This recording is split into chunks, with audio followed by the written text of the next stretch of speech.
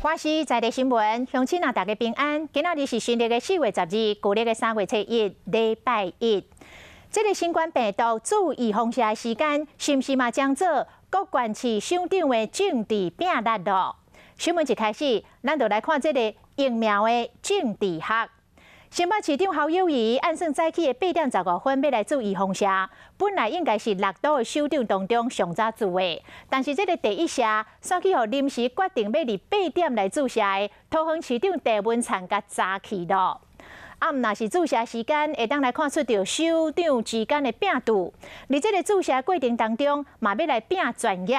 像这个台北市长郭文哲，都来交代病院爱换空针的寸尺，讲这个针头较细支的，安尼做起来较袂痛，就是要来等一个医疗的专业。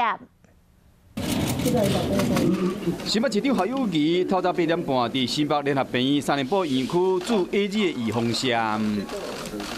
第一批的施打率，医护同仁的施打率并不高。我在这里率先施打，就是鼓励我们第二批施打的防疫人员要勇于施打。AZ 疫苗第2波开始自关市首长带头注射，希望讲会使提升注射率。不过这射本来应该是6都首长头香的，却和桃园市长郑文灿伫早起8点的时都已经抢去啊。谁打第1针，打第2针，那个意义不是那样重要。隔壁厝边，台北市长郭文哲嘛伫早起9点43分做预防射，虽然无抢到第一，不过郭文哲也有其他的秘密武器。上一次有来视察过，我还特别交代那个3cc 的空针改成1cc 的，说那个针头更细了，打起来比较不痛。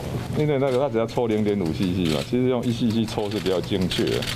这医疗技术，虽然讲话拢是简单的代过尔，也毋过内容却是拢强调伊的医疗专业。郭文天提醒大家，伊也有一个挂医师的身份，这个注预防射只要短短几秒钟尔，也毋过其中的注射政治学无遐简单。